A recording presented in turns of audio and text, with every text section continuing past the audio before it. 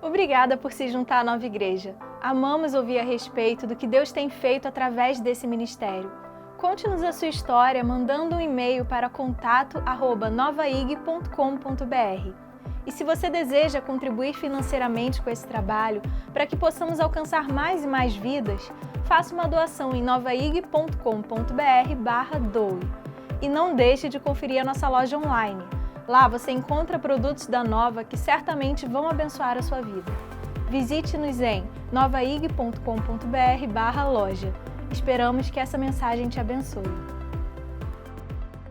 Diferente, é uma mensagem especial, não é uma sequência de uma série, mas eu quero falar para você sobre história de amor, sobre a maior história de amor de todos os tempos. Quem é que gosta de história de amor? Filme, comédia romântica. Quem é que gosta? Deixa eu ver. Gente, lá em casa, quando a gente vai assistir filme, lá em casa o pessoal se junta, de repente está a família toda, aí alguém solta uma ideia, vamos assistir um filme. Gente, quando falam aquilo, já começo a rir. Porque aí ligam a televisão naquele tal do Netflix, e aí começa a escolher. Não, esse aqui tem muita violência. Não, esse aí é filme de terror. Não, e esse aqui? Não, esse aqui é muito meloso. Então, eu saio da sala, eu tomo banho, eu como uma coisa, vou na cozinha. Quando eu volto, ainda estão discutindo qual vai ser o filme. E aí chega às vezes 11 horas da noite, agora não dá mais para ver filme nenhum. Porque passaram de 9 da noite até as 11, discutindo, escolhendo e não escolheram nada. Mas normalmente há uma quase que uma unanimidade. Não chega a ser uma unanimidade, porque sempre tem alguém do contra. Então vamos assistir uma comédia romântica, filme de amor. E eu quero falar para você sobre a maior história de amor de todos os tempos. Quem é que assistiu esse filme aqui? Love Story. Quem é que não assistiu jamais esse filme? Dizem, não sei se más línguas ou boas línguas, mas dizem que esse é o maior filme, ou o filme de amor mais melhor que já foi feito na história do cinema. E esse filme, a história do filme é o seguinte: esse filme foi filmado nos anos 70, no ano de 1970, quando estava rolando ainda a Guerra do Vietnã. Então o tema do filme, já por si, era uma coisa assim inusitada, inesperada, porque nos anos 70 ninguém falava de filme romântico, todo mundo falava de filme de protesto, filmes contra a guerra, contra essas coisas, mas ele foi considerado como o filme mais romântico de todos os tempos e foi indicado para 7 Oscars, levou um pelo menos, de melhor trilha sonora. Se você não conhece a música do Love Story, você já ouviu em algum elevador.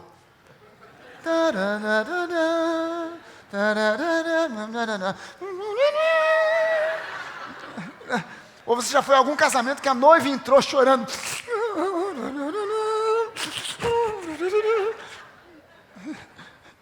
E a história é a seguinte: são 2 jovens universitários, o Oliver e a Jenny, que se apaixonam, os 2 estão estudando em Harvard. Ele é muito rico, ela muito pobre.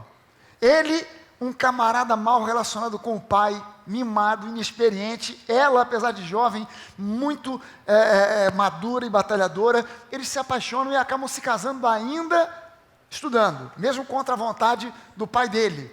Isso aqui são os 2 estudando. Alguém estuda assim, gente? Fala sério. Só em filme romântico, né?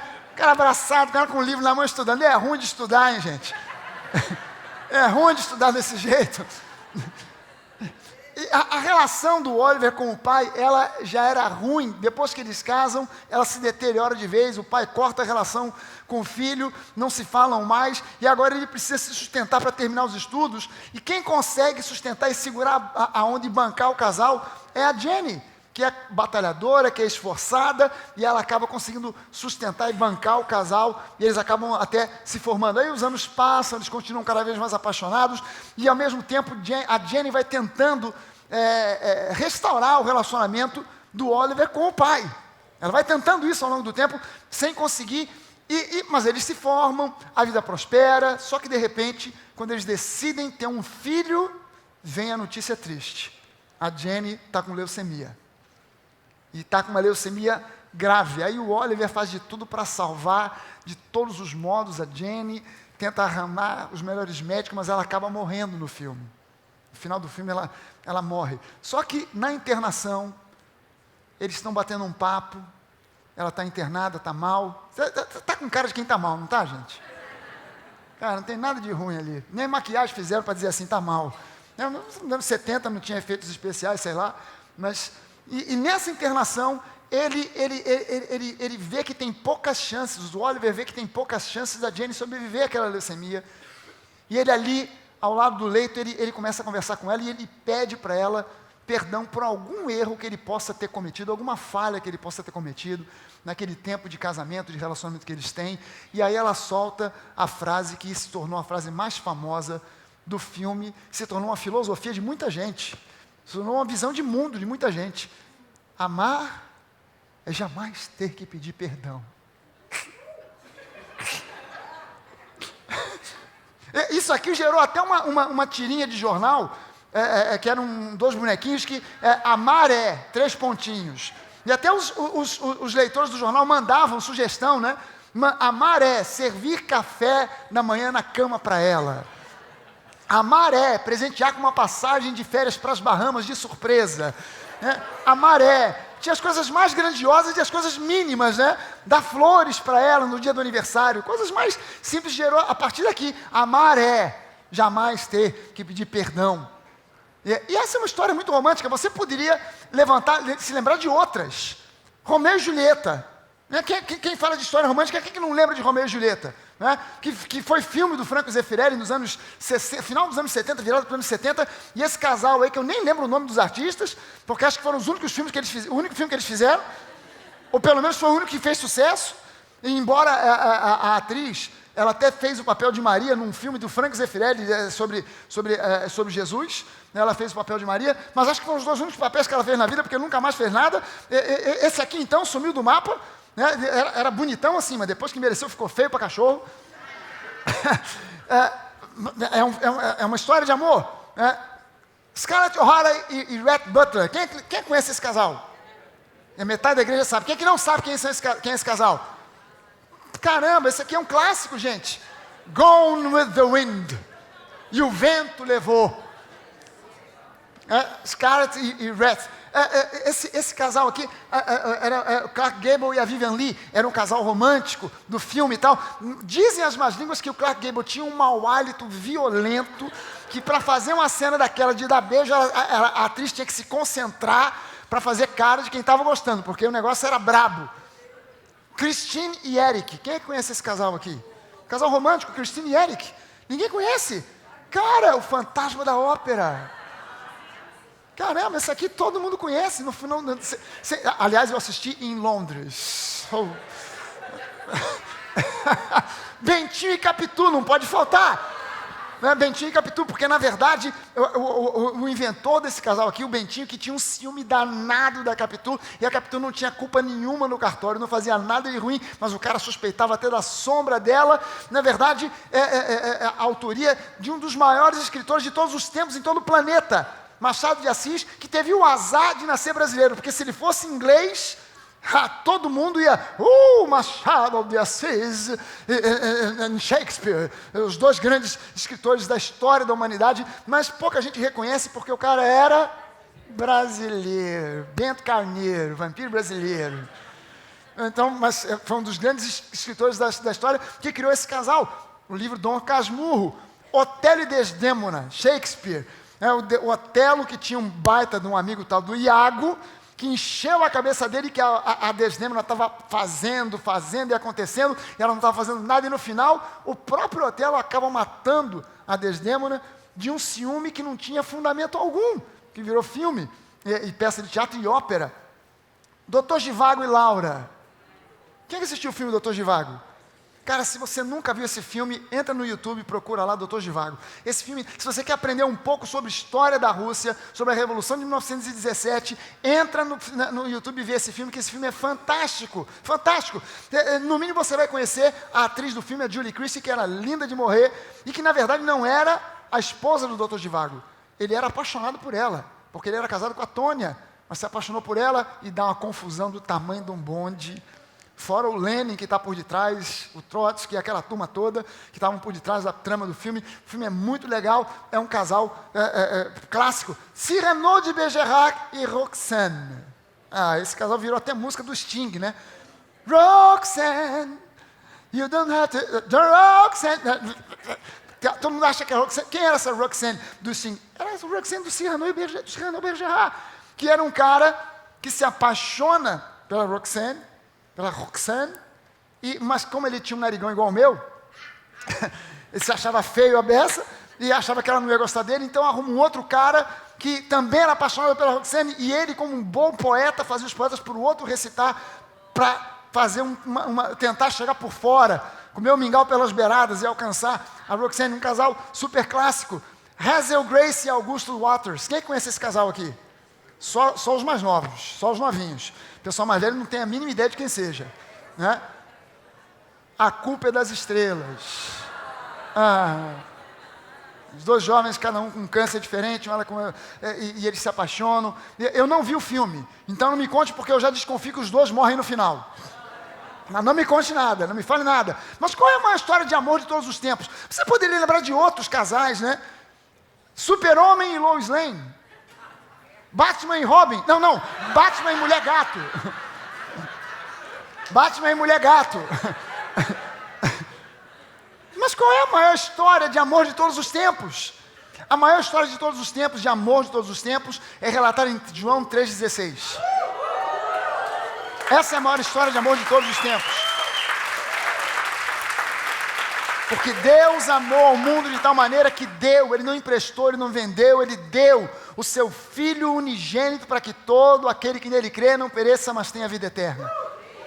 Essa é a maior história de amor de todos os tempos.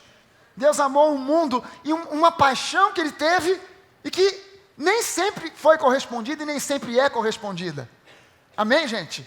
Mas mesmo assim, Ele amou tanto que, embora não tivesse uma correspondência da sua paixão, Ele deu o seu Filho unigênito para que todo aquele que nele crê não pereça, mas tenha vida eterna. E o começo dessa história é o seguinte, Mateus 1, de 18 a 25. É uma história de amor dentro da outra história de amor. É uma história de amor de José e Maria dentro... O início de Mateus é a história de amor de José e Maria dentro da história do amor de Deus por nós. É uma história de amor dentro da história de amor, uma meta-história de amor. E ele diz lá, ora, o nascimento de Jesus Cristo foi assim, estando Maria, sua mãe, desposada com José, sem que tivessem coabitado antes, ou seja, esse coabitado aqui significa sem que...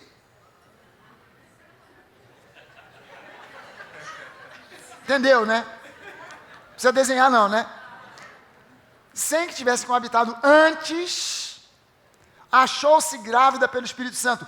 De cara aqui a gente começa a ver a grande história de amor de Maria e José e Maria, embutida na grande história de amor de Deus por nós, porque você imagina o seguinte, Maria, que era uma jovem, alguns estudiosos calculam que ela devia ter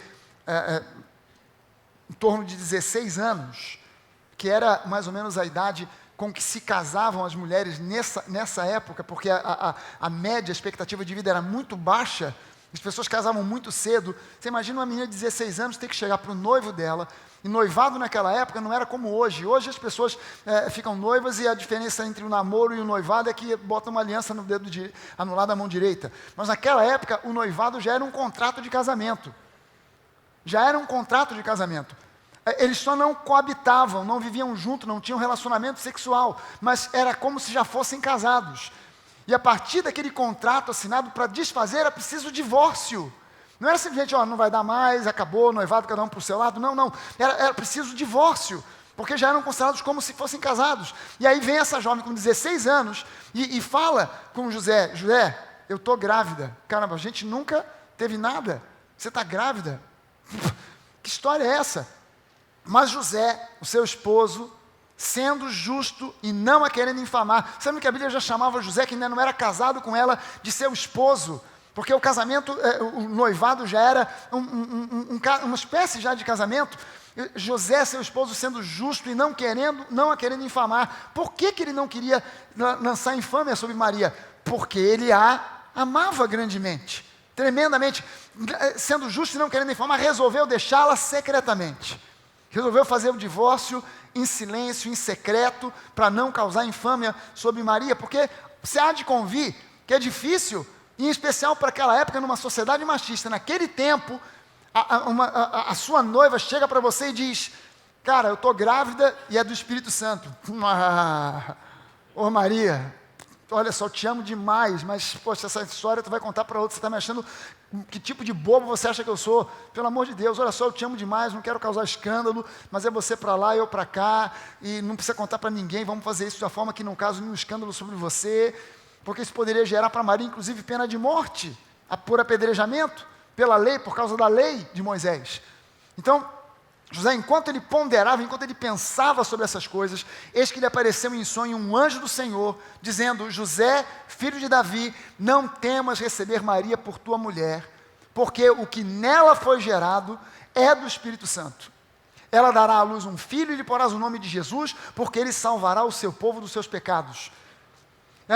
O anjo tem que aparecer para José, para confirmar essa história, porque naturalmente seria impossível acreditar nessa história da gravidez pelo Espírito Santo, mas Deus revela isso a José, e diz: esse garoto ele vai se chamar Jesus, Yeshua, que significa ele salva, aquele que salva, Yeshua, salvação. Ora, tudo isso aconteceu para que se cumprisse o que fora dito pelo Senhor por intermédio do profeta Isaías: eis que a virgem conceberá e dará à luz um filho, e ele será chamado pelo nome de Emanuel, que quer dizer Deus conosco. Era um outro nome que Jesus tinha, Emanuel, que significa Deus conosco. Nomes terminados em El, Emanuel, ou mesmo Manuel, que já é uma derivação de Emanuel, Daniel, Ezequiel. Esse El no final é uma abreviatura do nome de Deus.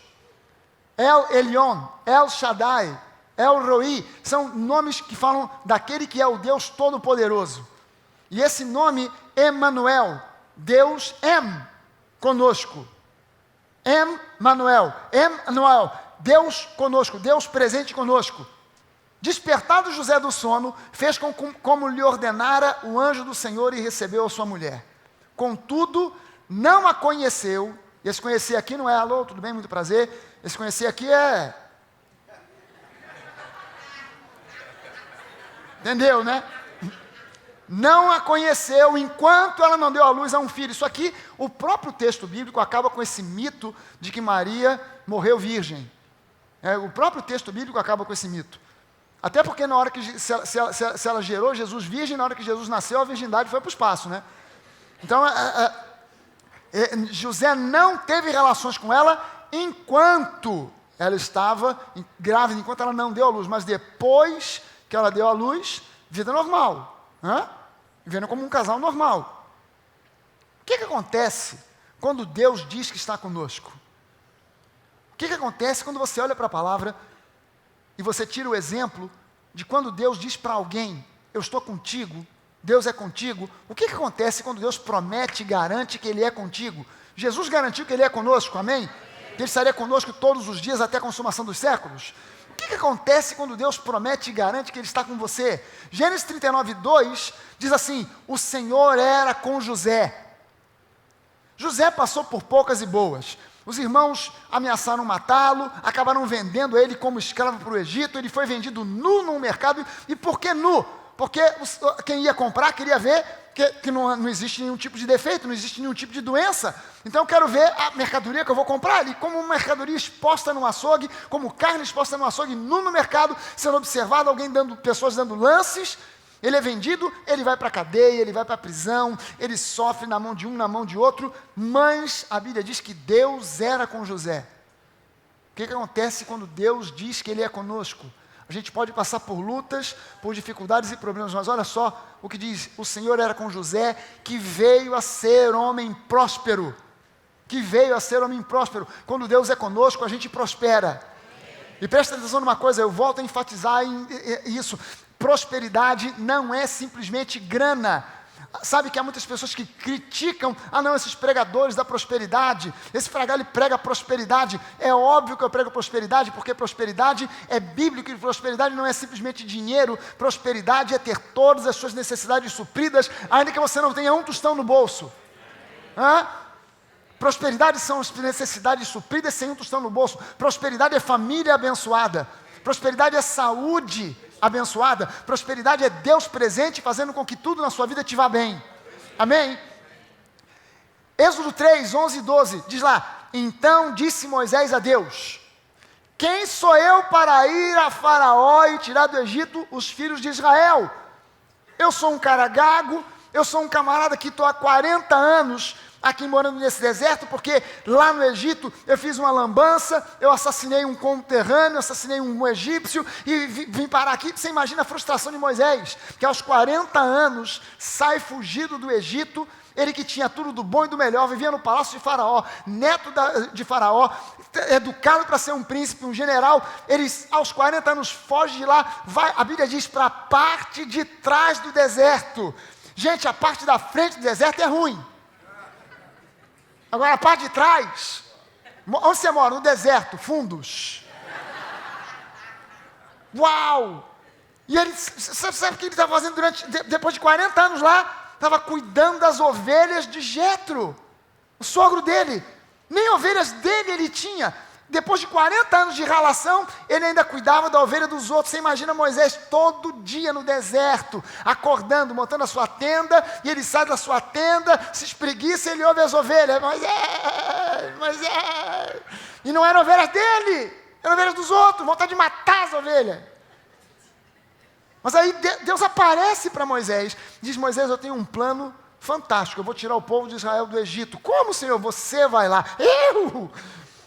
Como é que é isso? Não, como é que eu vou fazer isso? Deus respondeu: eu serei contigo. O resto é história.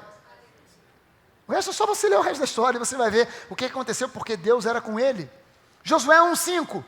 Josué, ninguém te poderá resistir todos os dias da tua vida. Senhor, como é que é isso? Eu sou um escravo, ex-escravo, filho de escravos, bisneto de escravos. Eu não tenho curso como Moisés tinha. Eu não tenho o pedigree que Moisés tinha. Eu não tenho o cajado que Moisés tinha. Eu não tenho o poder e a autoridade que Moisés tinha. Como é que vai ser isso?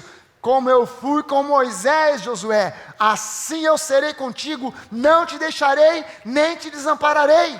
E Josué começa a sua carreira como um ex-escravo, servo de Moisés, e no final do livro de Josué, ele era o general mais temido de todo o Oriente. Amém? Quando Deus é por nós, gente, quando Deus é por nós, quando Deus é conosco, quem se posiciona contra nós, não está mais se opondo a nós, mas está se opondo ao Deus da aliança, a quem nós representamos nesse mundo. O apóstolo Paulo chama a nós de embaixadores de Cristo. Ou seja, nós somos os representantes legítimos de Deus nessa terra. Quando alguém se vira contra nós, não é mais contra nós que essa pessoa está lutando, é contra o Deus da aliança a quem nós representamos. Amém? É por isso que você e eu precisamos ser representantes legítimos desse Deus verdadeiro e não meramente religiosos. Amém, gente? Gênesis 12, os versículos 2 e 3. Esqueci de botar o 3 ali, mas não tem problema não. De ti farei uma grande nação e te abençoarei e te engrandecerei o nome. Se tu uma bênção, isso é Deus falando com Abraão. Abraão, eu vou fazer de você uma grande nação, eu vou abençoar os que te abençoarem, amaldiçoar os que te amaldiçoarem, e em ti serão benditas todas as famílias da terra. Por que Abraão podia ser uma bênção? Porque Deus era com ele, firmou com ele uma aliança. Segundo Crônicas 17, fala de um rei de Judá. Nesse tempo aqui, o reino de Israel estava dividido em dois, o reino do norte e o reino do sul. O reino do norte, o reino de Israel, o reino do sul, o reino de Judá, o reino do norte com 10 tribos, o reino do sul com 2 tribos apenas, Judá e Benjamim, que acabou sendo englobada porque era muito pequena, foi englobada pela tribo de Judá. E diz aqui que esse rei de Judá era um rei justo, Josafá. Diz aqui: o Senhor foi com Josafá. O Senhor foi com Josafá, porque andou nos primeiros caminhos de Davi, seu pai, e não procurou a Baalins, ou seja, não procurou a ídolos. Antes procurou ao Deus do seu pai e andou nos seus mandamentos e não segundo as obras de Israel, o reino do norte, que estava em idolatria. O Senhor confirmou o reino nas suas mãos e todo Judá deu presentes a Josafá, o qual teve riquezas e glória em abundância. Por que Josafá teve riquezas e glórias em abundância? Porque Deus era com ele. Porque Deus era com ele. Se Deus é com você, meu irmão, você vai vencer.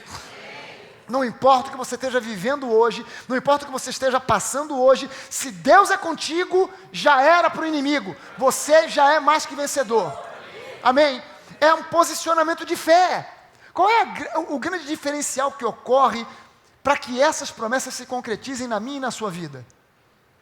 Pastor, qual é o diferencial na vida dessas pessoas aí E qual tem que ser o diferencial na minha vida? Quando eu falo de diferencial, eu estou falando da diferença entre você e outras pessoas que estão no mundo ou que estão vivendo na religiosidade, estão vivendo numa teologia complicada, enrolada, de ritos, rituais e de coisas enroladas, de interpretações esdrúxulas. Qual é o grande diferencial que faz com que você prospere e de repente alguém que professa ser ligado ao mesmo Deus que você, na vida daquela pessoa não acontece nada? Qual é o grande diferencial? O que faz a diferença? João 3,16, eu volto a João 3,16, porque aqui está o segredo do grande diferencial. O grande diferencial está nessa grande história de amor. Porque Deus amou ao mundo de tal maneira. Deus amou ao mundo, não diz assim, porque o mundo amou a Deus de tal maneira que ele se sentiu tocado a vir e enviar o seu filho. Não é isso que a Bíblia diz. Porque alguns no mundo amaram a Deus de tal maneira, se sacrificaram a tal ponto, que Deus se comoveu e mandou o seu filho, porque viu naquelas pessoas um amor tamanho, que ele se comoveu e mandou o seu filho. Não foi nada que partiu daqui para lá, foi algo que partiu de lá para cá. Porque Deus amou o mundo de tal maneira que deu o seu filho, para que todo aquele que nele crê não pereça, mas tenha vida eterna.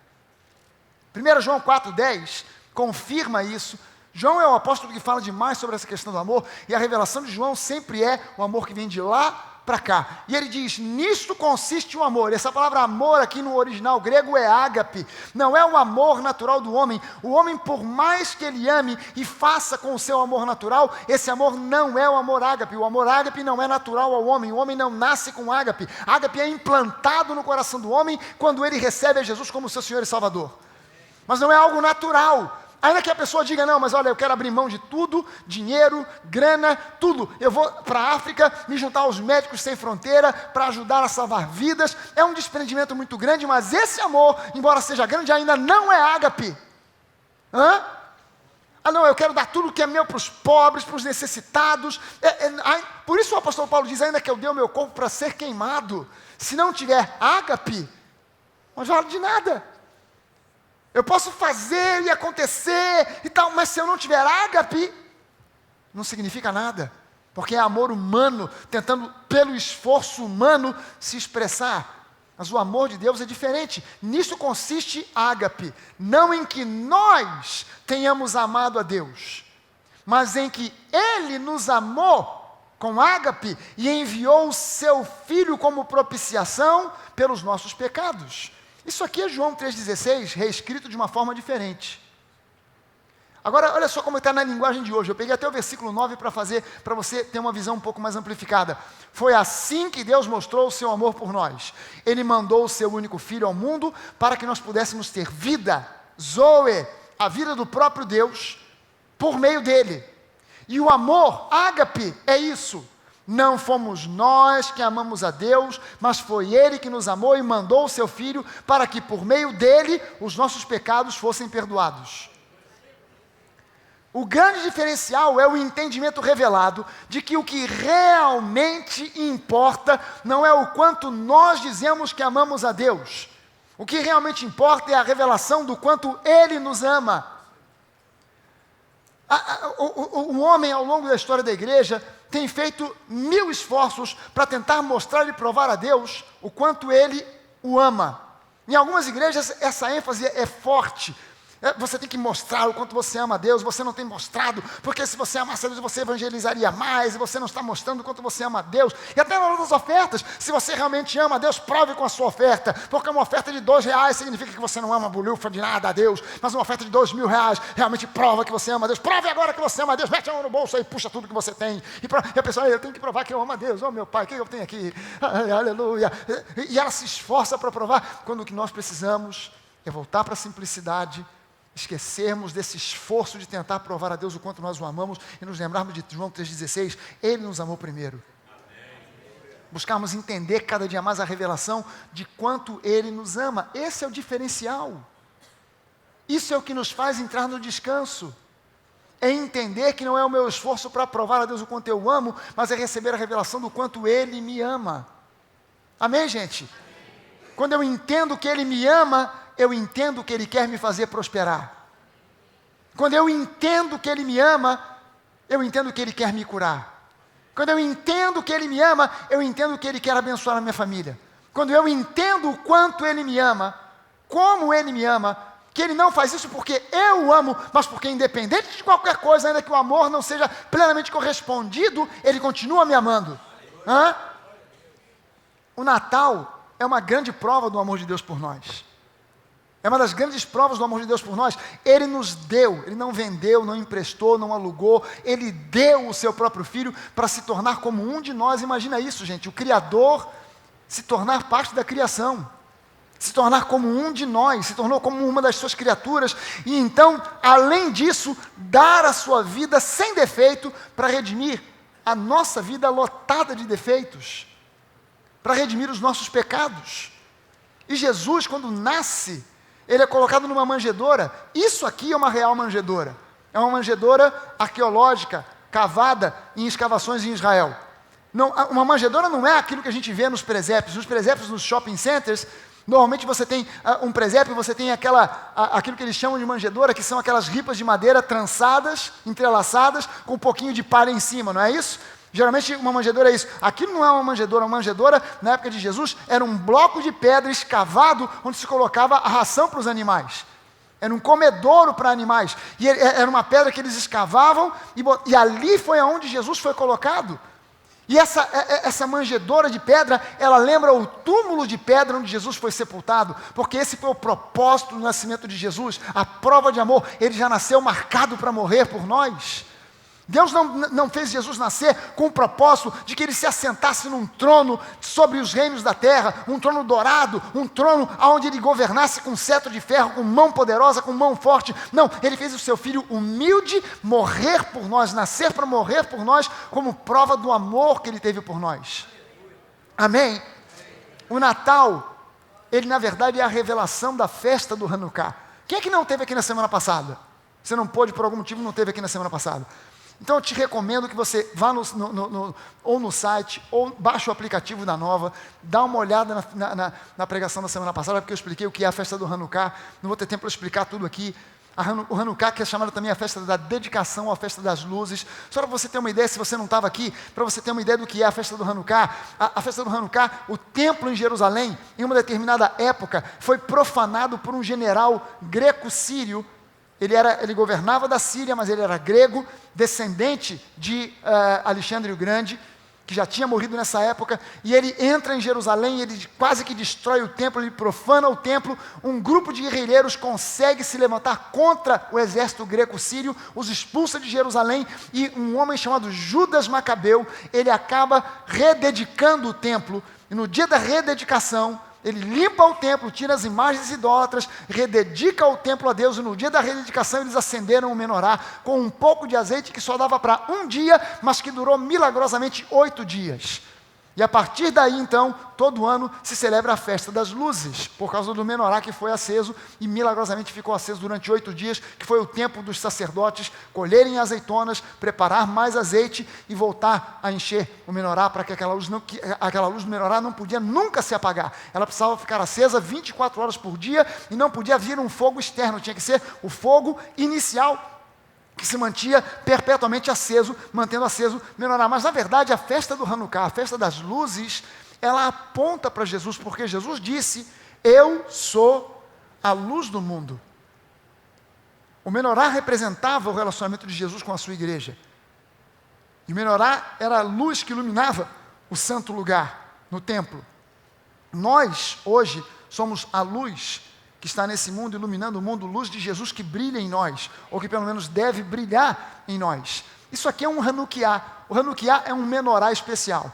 O menorá é um candelabro, e esse aqui é um menorá especial, que é o Hanukkah. O Hanukkah é esse candelabro que durante a festa das luzes, durante a festa da dedicação, a festa do Hanukkah, o Hanukkah, que é o candelabro, é aceso. E esse candelabro ele se acende de uma maneira especial. Há uma vela central, que é a shamash, que é a vela principal, a vela serva, que serve as outras. E no primeiro dia da festa você acende 2 velas. Você acende a central e a primeira da ponta. No dia seguinte você acende a segunda. E essa vela do meio ela tem que ficar acesa aos 8 dias. Ela não pode ser apagada e você não pode acender com outra coisa qualquer, com fósforo, com isqueiro. Tem que ser com aquela vela. E o Hanukkah, ele aponta para o menorá, que aponta para a igreja, que aponta para Jesus e o seu relacionamento. O Hanukkah tem uma forma que lembra uma árvore. Jesus é a árvore da vida. Ele é a videira verdadeira, nós somos os seus ramos. O fogo do Espírito Santo, o fogo de Jesus, é aceso nele e ele acende o fogo dele em nós. A cada dia, e essa luz vai se intensificando, porque no primeiro dia uma vela, no segundo dia duas, no terceiro três, vai aumentando de dia a dia na semana, durante a semana, vai aumentando a intensidade da luz, e a Bíblia diz que nós devemos andar de fé em fé, para crescer de glória em glória. De glória em glória. Há 3 momentos na vida judaica onde se acendem velas que formam uma luz especial. Não só esses 3, não são somente esses 3, mas esses 3 momentos aqui, ou esses 3 eventos, essas 3 coisas aqui, são de uma importância grande na cultura judaica. O menorá, o Shabat e o Hanukkah. O menorá, o Shabat e o Hanukkah. As velas do Shabat são acesas na sexta-feira, são 2 velas. Eu não vou poder aqui explicar para você a tradição toda, por que são 2. São 2 porque se referem a 2 passagens do Antigo Testamento, que falam sobre a questão do sábado, etc. e tal, mas enfim, são 2 velas que são acesas na sexta-feira, antes do pôr do sol. O Shabat começa na sexta, após o pôr do sol. Então, antes do pôr do sol, e a tradição judaica, ela é fogo, porque em algumas culturas, dependendo se você vem, de onde você vem, se você é um judeu de origem askenazi ou sefardita, dependendo do que for, tem que ser acesa 20 minutos antes do pôr do sol, ou 18 minutos antes do pôr do sol. Você tem que consultar uma tabela, que os rabinos mandam por e-mail para todo mundo consultar a tabela para saber a hora exata de acender as velas do Shabat. Não pode ser depois do pôr do sol, tem que ser antes do pôr do sol. O menorá, aquele candelabro de 7 pontas, ele era realimentado com azeite todos os dias, 2 vezes por dia, pela manhã e à tarde. Mas ele tinha que ser realimentado com azeite para manter o fogo aceso antes do pôr do sol, assim como as velas do Shabat. Então, antes do sol se pôr, antes da luz natural sumir, se acendia, se realimentava o menorá. Hoje em dia não se faz mais isso porque não tem templo. Se não tem templo, até existe o menorá está lá em Israel. Quem for a Israel conosco vai visitar o menorá dessa altura, desse tamanho, de ouro, que está dentro de uma caixa de vidro exposto no meio da rua. Se você quiser ficar rico, vai lá e rouba o menorá, mas com certeza você não vai sair vivo de Israel. Mas mas o menorá tinha que ser realimentado todos os dias antes do pôr do sol. Acender a luz ou manter a luz do menorá acesa antes do pôr do sol. As velas do Hanukkah, essas, diferentemente, têm que ser acesas depois do pôr do sol. Depois do pôr do sol. E são colocadas em algum lugar aonde quem passa do lado de fora possa ver, de preferência numa janela, ou próximo a uma janela. Porque quem está dentro vê, mas quem está do lado de fora também vê a luz do Hanukkah, durante a festa do Hanukkah. Amém, gente? Então é uma luz que tem que ser tem que ser vista, ser colocada no lugar, de forma que ela possa ser vista do lado de fora da casa. A luz do Shabat e do menorá são luzes que iluminam apenas áreas internas. A luz do Shabat ilumina a sala da casa onde a família está. A luz do menorá iluminava o santo lugar. No templo você tem o átrio, lado de fora, o santo lugar onde os sacerdotes podiam ir, e o santo dos santos, onde só o sumo sacerdote ia uma vez por ano. O menorá ficava no santo lugar. Então a luz do menorá não iluminava o lado de fora, só iluminava o santo lugar. Mas a luz do Hanukkah, ela ilumina dentro e fora. Ela não pode iluminar só o lado de dentro. Ela necessariamente, pela tradição judaica, pela lei bíblica, ela tem que iluminar o lado de fora. A luz do Shabat e do menorá são fixas. Acendeu 2 velas, acabou a luz do Shabat. Acendeu ou realimentou o menorá, está feito o serviço. A luz do Hanukkah é uma luz que aumenta a cada dia. No primeiro dia se acendem as velas Shamash e a primeira vela. No segundo dia, a segunda vela. No 8º dia você tem... E assim, é por isso que Flávio Joséfo conta para nós que a cidade de Jerusalém, durante a festa do Hanukkah, se tornava a cidade mais linda do mundo. Porque você imagina, a cada dia, a cidade inteira, todo mundo, todas as famílias da cidade, e no templo, iam acendendo uma vela. mais uma. E a intensidade da luz ia aumentando a cada dia, até que no 8º havia o máximo de luz na cidade. A cidade ficava linda com as luzes do Hanukkah aceso em cada casa. As velas do Shabat são 2, as do Menorá são 7, as do Hanukkah são 9, acesas uma por dia, formando 8 dias. Esses números são simbólicos. A vela do Shabat são 2. 2 é um número que fala na Bíblia muitas coisas. A Bíblia, não por acaso, fala do Novo e do Antigo Testamento. Fala do povo de Israel e da igreja. O número 2 aponta para essa duplicidade que há na visão de Deus. O Antigo e o Novo Testamento. Jesus e a Antiga Aliança e a Nova Aliança. As velas do Menorá são 7. 7 é o número da perfeição. As velas do Hanukkah são 9. 9 é o número do Espírito Santo. São 9 os dons do Espírito, são 9 os elementos do fruto do Espírito. E essas velas são acesas durante 8 dias. E 8 é o número que aponta para um novo começo. 8 pessoas saíram com saúde, vivas e bem, de dentro da arca de Noé. Toda a humanidade tinha perecido, mas 8 recomeçaram a história da humanidade. Então 8 é um número que aponta para um novo começo. O que o Hanukkah fala? Fala de luz e de um novo começo pela ação do Espírito Santo. Amém? Luz, 9 e 8. Luz, a prática da palavra pela ação do Espírito Santo, dando início a um novo começo. Dando início a novas coisas. Quem está esperando coisas novas para o ano de 2018? Amém? Tudo novo já se fez e essa é uma oportunidade a mais, para que haja renovação, para que Deus comece coisas novas na nossa vida. Amém? João 1, de 1 a 5, depois do versículo 9, diz assim: no princípio era o verbo estava com Deus e o verbo era Deus. Ele estava no princípio com Deus, todas as coisas foram feitas por intermédio dele, e sem ele nada do que foi feito se fez. Agora olha só o que João diz: a vida, Zoe, estava nele, e a vida era a luz dos homens. Você sabe quantas vezes João fala sobre luz só no seu evangelho? 21 vezes. 21 vezes. João fala sobre luz. E não está falando sobre lâmpada, não está falando sobre GE, SRAM. Não, ele está falando sobre a prática da palavra, sobre Jesus ser a luz que ilumina o mundo, a luz que traz prática de uma vida abençoada. A vida, Zoe, estava nele, e a vida, Zoe, era a luz dos homens, e a luz resplandece nas trevas. As trevas não prevaleceram contra ela, a saber que a verdadeira luz, que vinda ao mundo, ilumina a todo homem. Só no Evangelho de João, são 21 versículos falando sobre Jesus como uma luz sobrenatural que vem ao mundo, uma luz de Deus que vem ao mundo para iluminar o mundo. Mateus 5, 14 a 16, na linguagem de hoje, diz assim: vocês são a luz do mundo. Engraçado, né? Porque João diz que Jesus é a luz. No Evangelho de João, Jesus diz: eu sou a luz do mundo. Mas aqui em Mateus, Jesus diz: vocês são a luz do mundo. Não se pode esconder uma cidade construída sobre um monte. Como é que alguém consegue esconder uma cidade que foi escondida sobre um monte, em cima de um monte? Não tem como.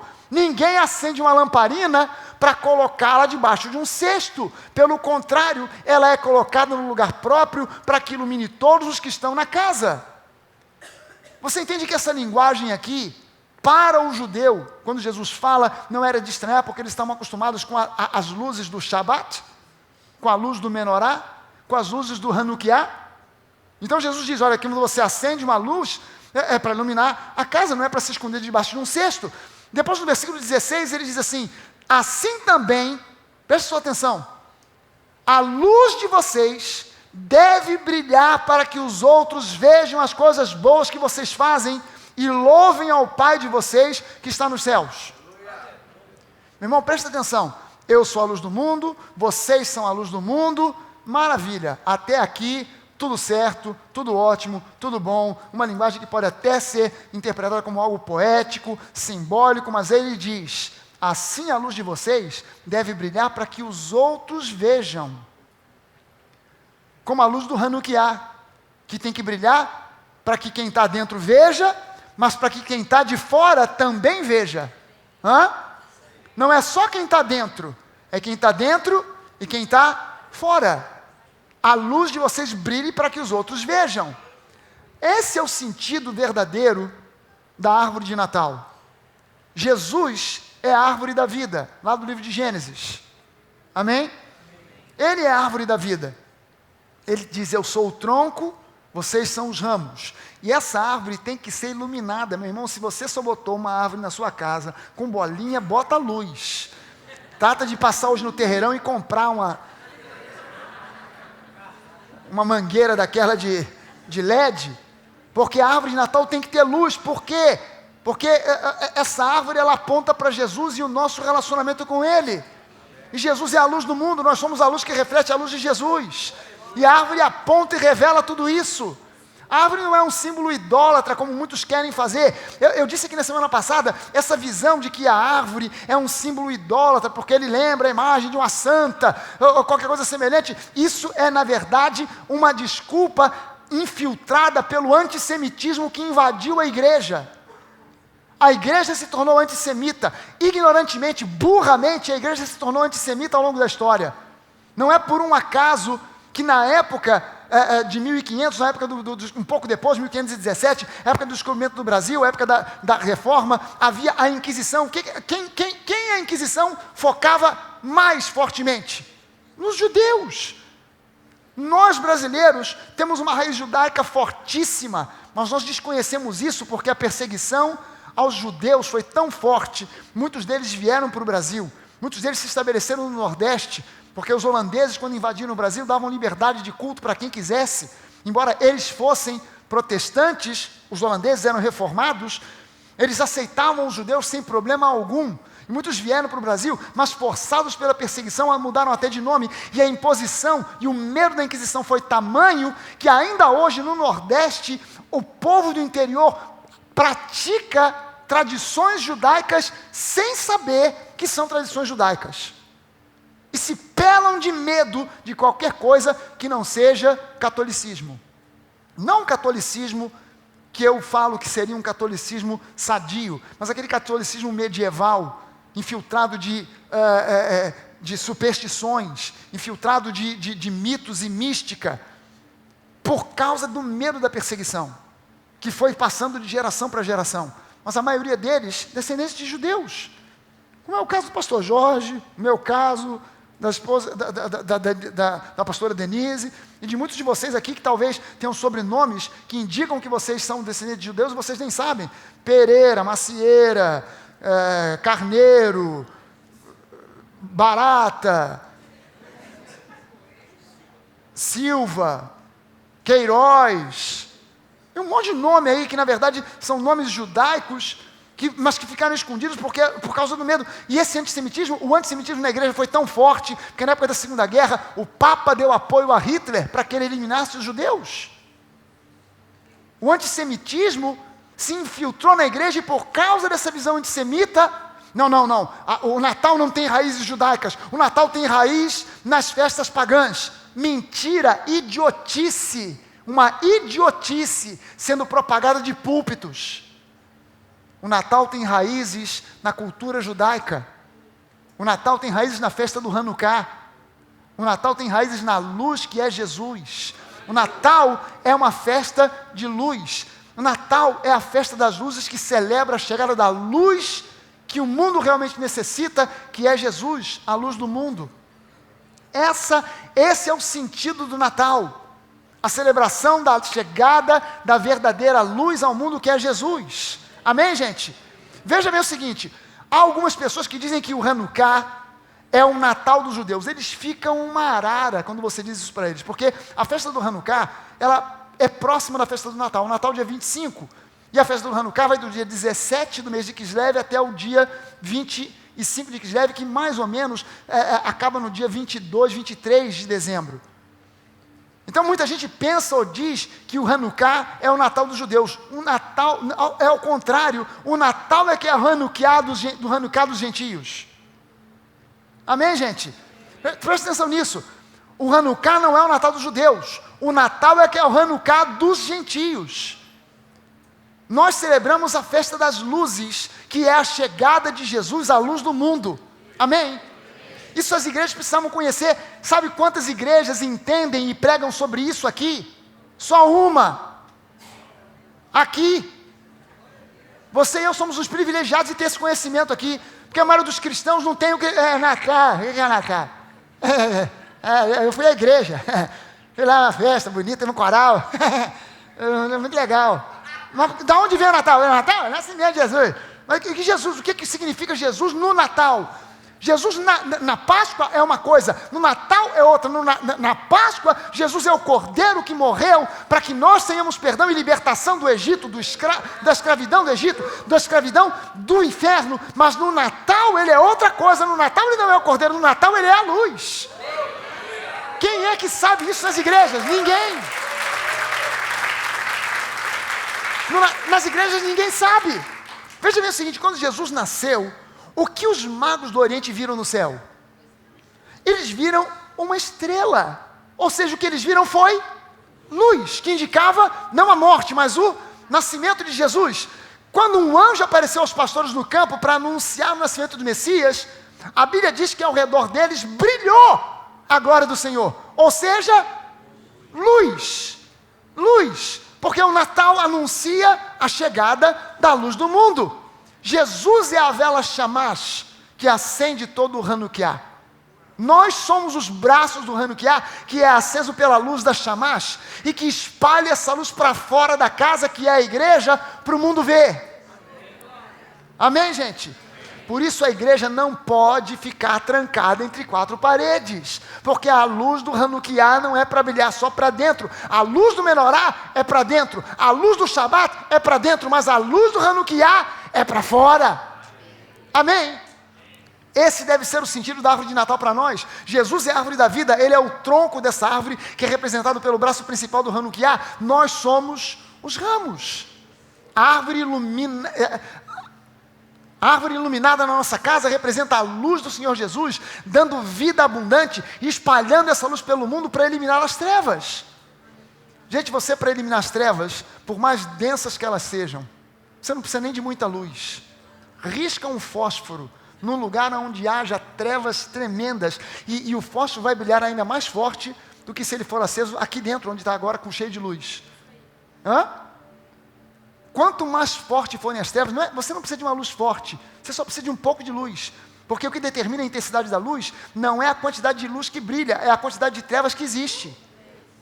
Quanto mais forte forem as trevas, ainda que você diga, mas eu sou tão pequeno, pastor, acho que eu não consigo evangelizar. Você pode ser uma pequena luz. Se você encontrar alguém que seja trevas para valer, é ali onde a sua luz vai brilhar com mais força.